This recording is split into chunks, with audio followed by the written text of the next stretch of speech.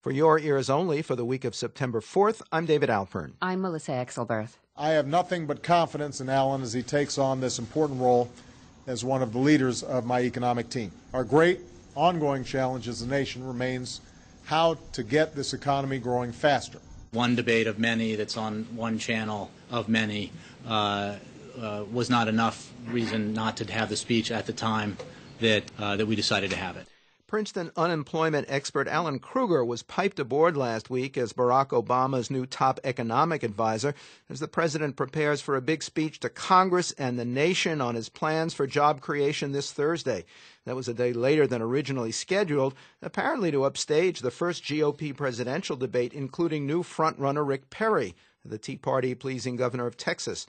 But White House Press Secretary Jay Carney's flip rationale quickly proved inoperative as House Republican leaders refused to play along. The smallness of the political maneuvering involved only made more doubtful the bipartisan efforts needed to solve the nation's immense economic budget and deficit problems.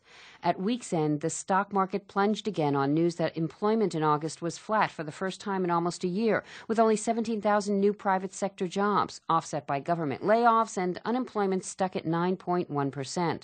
The White House cut its projection of economic growth from 3.1 to just 1.7% this year, 1.9% in the 2012 election year, and only 42% of respondents in one opinion poll said Obama merited re-election.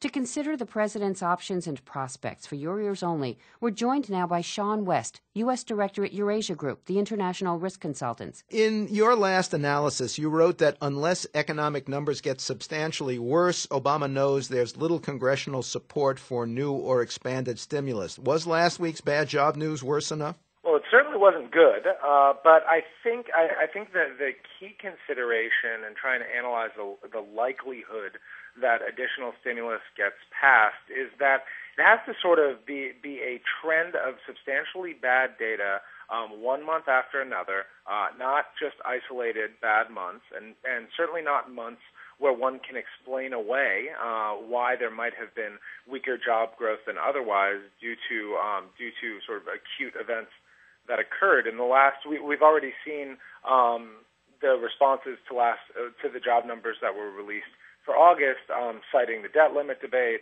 citing a strike by Verizon employees. There are always going to be explanations. I think the numbers were bad. They got everyone's attention. They were bad enough that I think the White House probably feels secure that the voters are ready to hear from the president his ideas on job creation.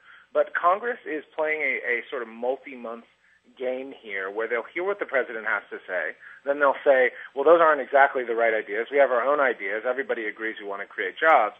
And only if we continue to see sort of consistently bad numbers would we expect a package of significant dollar value of hundreds of billions of dollars of economic support to actually pass before the end of this year. You lay out two overall approaches, one defensive, the other offensive. First, outline the defensive approach. These are approaches with respect to how Obama could approach his economic speech and also sort of his governing strategy and his political strategy through the end of the year and going into the 2012 election. Our viewpoint for all of 2011 has been that Obama began the year as sort of the front runner, and as such he was trying to defend his position going into the 2012 election.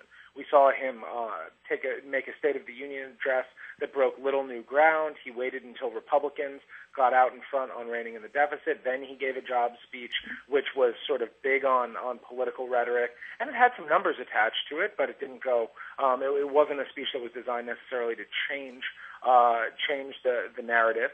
We had the debt limit debate this summer. The package that was concluded was one that really didn't move the needle very much on deficit reduction. It sort of helps Congress promise to later do something on deficit reduction, and thus it sort of solidified for the first half of 2011, Obama's strategy of just playing defense, sort of not revealing exactly what he wants, cheerleading negotiations along, etc., but just hoping to get past them. It might have been a smart strategy up until this point, but it's one that's sort of fraught with potential pitfalls for the president from voters who are looking for leadership. And his approval numbers are showing that voters are concerned about how the economy is performing and his leadership in terms of how that's leading to those economic outcomes. So a defensive strategy in Thursday's speech would be more of the same. An offensive strategy would be something that fundamentally shifted the debate. So I think there's a media narrative going around that basically Obama's either going to go big or not go big. And going big is defined in this narrative as lots and lots of stimulus, i.e. things that the left would actually like. In our view, an offensive strategy is not about size, and it's not just about stimulus. It's about something that will actually change the policymaking environment. A good example of that would be if Obama devoted a significant portion of his speech on Thursday to tax reform, what he wants rates to be, how much revenue he wants to raise, if he implores the super committee to at least agree to a headline number on tax reform, this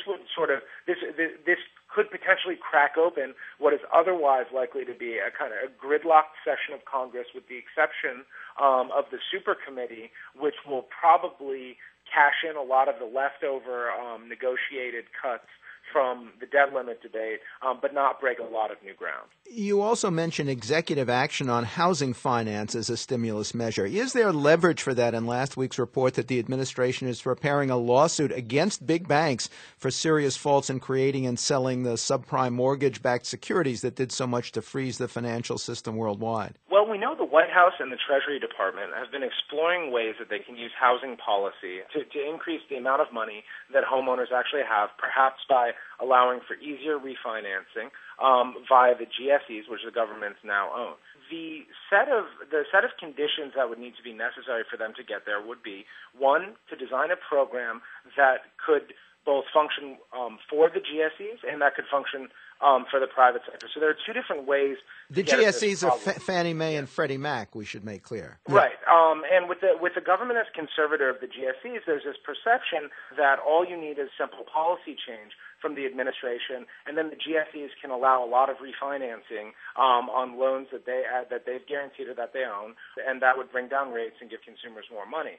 Our viewpoint is that the problem there has always been the independent regulator that is conserving Fannie and Freddie, and that's the Federal Housing Finance Authority. The acting director, Ed DeMarco, has been adamantly against anything that forces the GSEs to take losses up front. So I think there's a persistent problem with the initiatives the White House has put out up until this point on refinancing, and that's been that they're not enticing enough for private banks to get involved. But the initiatives that we're looking for are kind of more tied to the administration changing policy related to the GSEs. And we're not that hopeful that they're going to get there. We don't think they're going to get there, but it's possible. And one of the points that we were trying to drive home in the research was that the simple threat by the White House to use executive action, the simple threat to sidestep Congress and say, well, Congress, if you're not going to pass stimulus, there's a lot we can do on our own. Here's a list of it. We're not afraid to do it, can often be enough to goad Congress into actually considering policy change. Sean West is U.S. Director at EurasiaGroup, the international risk consultants. Quote from the news, "It's preposterous." That was Brendan Steinhauser, Director of Federal and State Campaigns for Tea Party-linked FreedomWorks, on mainstream GOP presidential candidate Mitt Romney adding a Tea Party Express rally to his schedule. Next, Obama and race, still an issue for your ears only.